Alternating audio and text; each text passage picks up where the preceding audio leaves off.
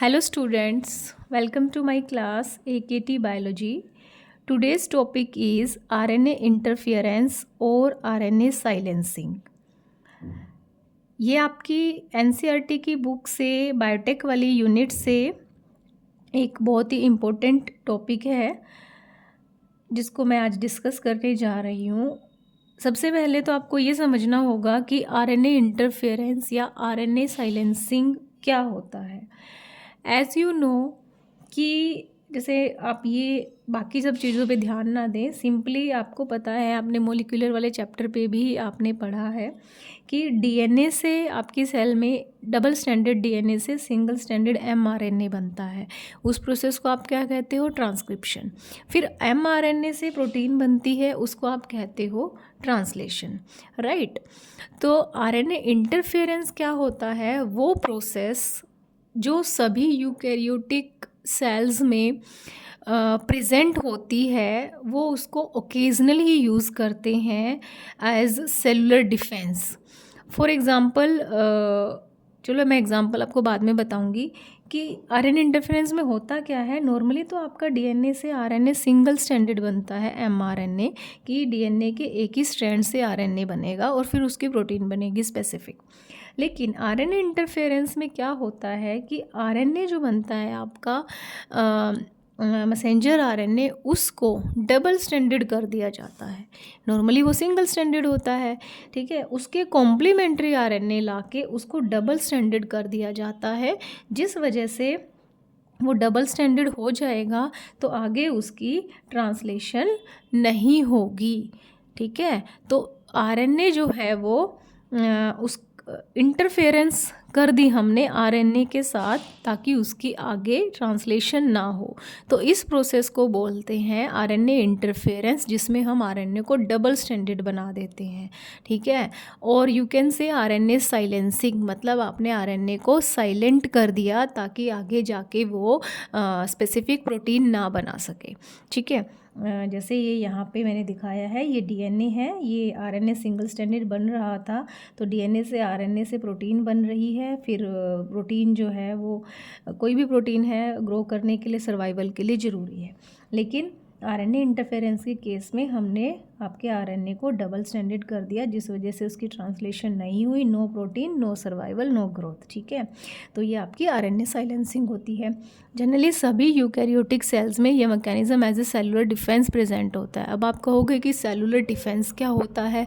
Cellular defence मतलब कि मान लो कोई बॉडी में ऐसी हार्मफुल प्रोटीन बननी है जिससे बॉडी को कोई भी नुकसान हो सकता है, कोई भी डैमेज हो सकता है, ठीक है, that is not good for your body, तो वो प्रोटीन बननी नहीं चाहिए, ठीक है।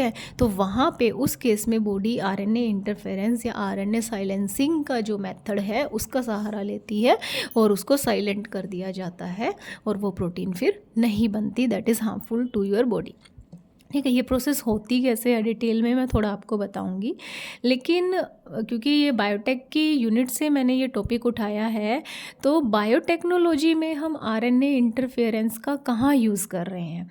बायोटेक के यूनिट में आपके एक टॉपिक दे रखा है pest resistant plant, okay. Pest resistant plant मतलब उसमें ये बताया गया है कि जो टोबैको की जो क्रॉप थी ना, उनकी रूट्स को ना पर्टिकुलर जो निमेटोड्स हैं वो रूट्स को इन्फेक्ट कर रहे थे, जिस वजह से टोबैको का प्रोडक्शन या यील्ड जो है वो बहुत कम हो रहा था, मतलब फसल ख़राब हो रही थी। वो पेस्ट जो है उसकी रूट्स को इन्फेक्ट करके आपकी क्रॉप को ख़राब कर रहे थे, ठीक है।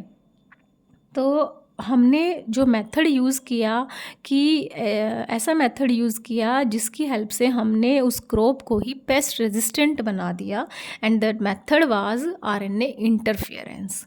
तो चलो अब थोड़ा डिटेल में बताती हूँ कि निमेटोड्स क्या होते हैं। आपको पता है, these are the unsegmented worms होते हैं, यूकैरियोटिक सेल्स होती हैं ये, ठीक है।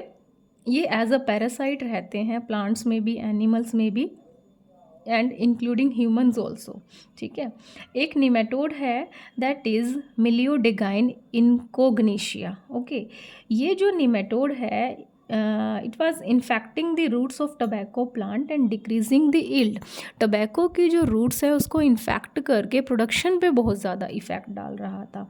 तो इसके लिए बायोटेक की हेल्प से हमने आरएनए इंटरफेरेंस की टेक्निक का सहारा लिया, जो मैंने आपको बताई थी है कि डीएनए को आपके आरएनए को डबल स्ट्रैंडेड बना दो ताकि वो प्रोटीन ना बने। ठीक है, तो हम आरएनए इंटरफेरेंस बायोटेक में कैसे अप्लाई करेंगे? Procedure is like this.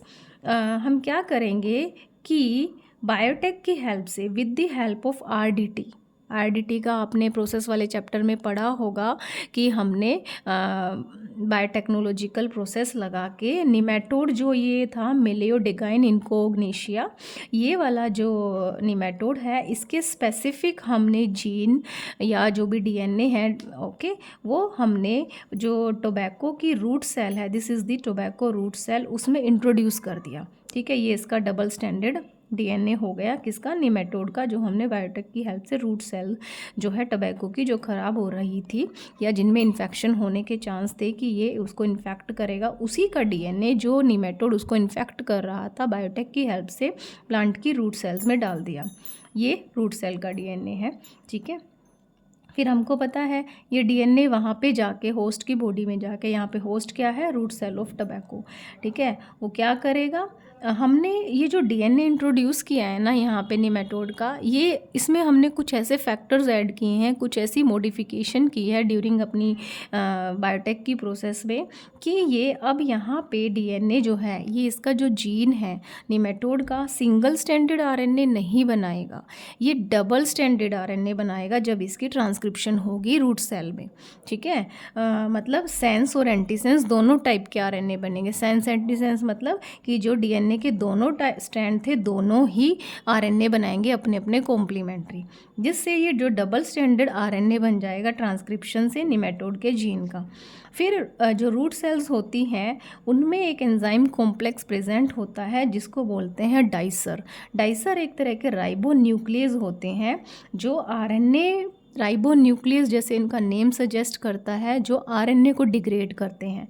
ठीक है, तो ये जो आरएनए बना है डबल स्टैंडर्ड, इस पे ये डाइसर ग्रीन कलर का एंजाइम कॉम्प्लेक्स बाइंड कर जाता है और फिर इस डबल स्टैंडर्ड आरएनए के फ्रेगमेंट्स कर देगा, और फ्रेगमेंट्स में डबल स्टैंडर्ड है, छोटे छोटे टुकड़ों में पार्ट कर देगा। जैसे ये स्मॉल इंटरफेरेंस आरएनए, आपका micro RNA, short hairpin RNA, इस तरह के डबल स्टैंडर्ड शॉर्ट सेगमेंट बन गए हैं आरएनए के। ठीक है, अब ये हम इसको कहेंगे कि हमने इसको पेस्ट रेजिस्टेंट बना दिया टोबैको की रूट सेल को। कैसे? अब जब यहाँ पे डबल स्टैंडर्ड शॉर्ट आरएनए ये जो बन गए हैं, अब मैं आपको बताऊंगी कि जब एक्चुअली वो nematode, suppose this is nematode Meloidogyne incognita, ये जब रूट सेल को इन्फेक्ट करेगा तो क्या होगा? जब ये रूट सेल को इन्फेक्ट करेगा, जो ये डबल स्टैंडर्ड शॉर्ट आरएनए बने थे ये निमेटोड्स की सेल में एंटर कर जाएंगे। ठीक है, ये निमेटोड का अपना डीएनए है। ठीक है, और ये जो small interference RNA, micro RNA, short hairpin RNA जो यहाँ पे बने थे रूट सेल में, जब इसने इन्फेक्शन किया तो इसकी बॉडी में एंटर कर गए। जब इन्होंने निमेटोड की बॉडी में एंटर किया तो निमेटोड की बॉडी में एक एंजाइम, एक कॉम्प्लेक्स फैक्टर होता है रिस्क। ठीक है, this risk factor bind to small double standard RNA and make them single standard.